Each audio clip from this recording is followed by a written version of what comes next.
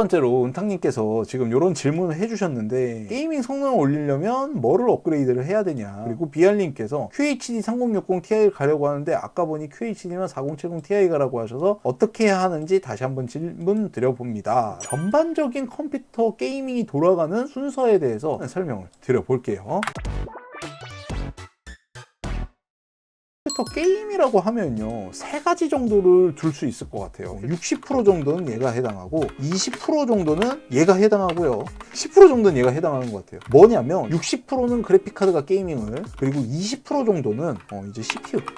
자, 10% 정도는 메모리라고 하죠. 메모리. 일단 모니터 해상도 얘기를 또 조금 해야 되는데, FHD 기준으로 1920.1080 가로 쪽으로 있는 픽셀 개수예요. 점의 개수예요. 세로로 박혀있는 점의 개수. 모니터가 내가 27인치예요 27인치에 FHD, QHD, UHD가 다 나올 수 있겠죠. 사이즈는 같고 안에 있는 점의 개수가 다르다고? 안에 있는 점이 그러면 어때요? 작아지겠죠. 그러면서 조금 더 표현할 수 있는 개체수가 많아지다 보니까 그래픽카드가 해야 할 일이 많아져야 되는 거예요. 그래픽카드가 한 장면을 표현을 하는데 일반적으로 많이 쓰는 게 60Hz죠. 이건 주사율이라고 해요. 한 장 1프레임이라고 해요. 본체에서 모니터 쪽으로 장수를 올려주면요, 그거를 착착착 해가지고 쫙 펼치는 거예요. 1초에 몇 장 이상 보면 우리가 동영상으로 사진을 착각하게 만드는 거잖아요. 요 주사율입니다. 요거는 일반 모니터. 여기 이상부터는 게이밍 모니터라고 해요. 일반적으로.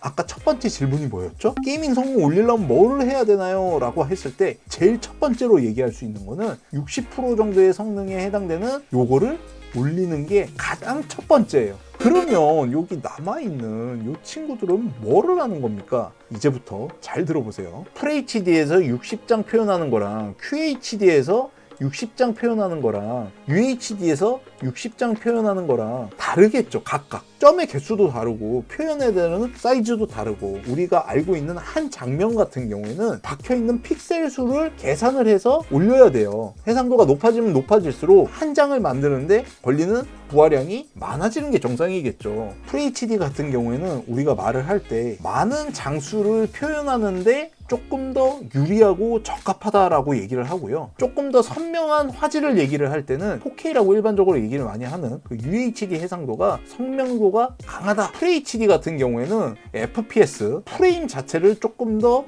세분화시켜가지고 조금 부드러운 화면을 보는 게 조금 더 유리한 게임이다 보니까 FHD를 여기에다가 사용하는 게 일반적인 겁니다.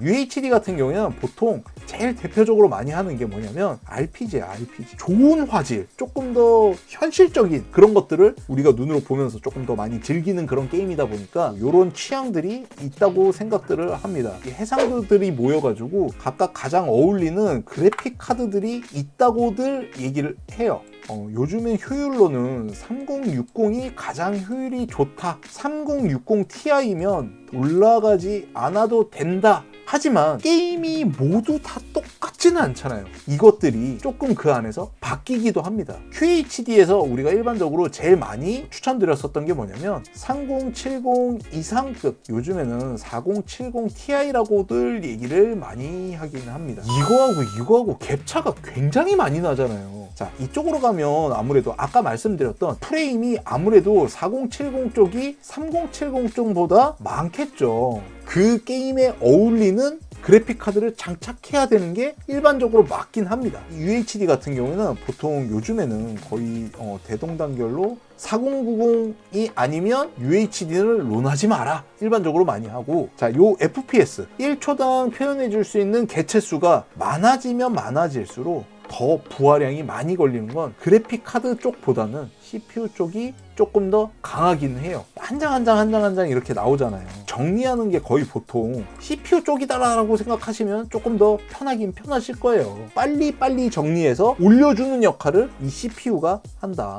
얘가 장면을 표현하는 게 많겠어요? 얘가 장면을 표현하는 게 많겠어요? 누구든 당연히 이쪽이 더 연산 수치가 더 빠를 겁니다라는 거를 누구든지 알 수 있으실 거예요. 그럼 이 10%는 하는 역할이 뭐야? 얘하고 왔다 갔다 뭔가 하긴 해야 될 거 아니야. SSD하고 얘네들 안에 있던 데이터들도 뭐 어디로 왔다 갔다 해야 될 것 같고, 운전병 정도라고 생각하시면 조금 편하실 거예요. 이 운전병의 성능은 사실 몇 가지가 있어요. 운전병이 한 번 갈 때 빨리 갈 수 있는 클럭이라는 게 있고요. 이 한 번 갈 때 얼마나 실어서 갈 수 있냐, 용량의 개념도 있긴 한데, 게임에서 사용되는 용량 같은 경우에는 16기가 안에서 거의 끝나요. 그렇게 빨리 움직일 일도 없는 거 아니야 라고 생각을 할 수도 있는데, 빨리 움직이는 게 게임 쪽에선 성능이 좋아지는 게 맞습니다. 물론 이 안에서도 성능이 또 개별적으로 나눠지긴 해요. 일반적으로 DDR4보다는 DDR5 쪽으로 가주는 게 맞다. 그래픽 카드가 하는 역할, 장면 만드는 거, CPU가 정리하는 거, 이 안에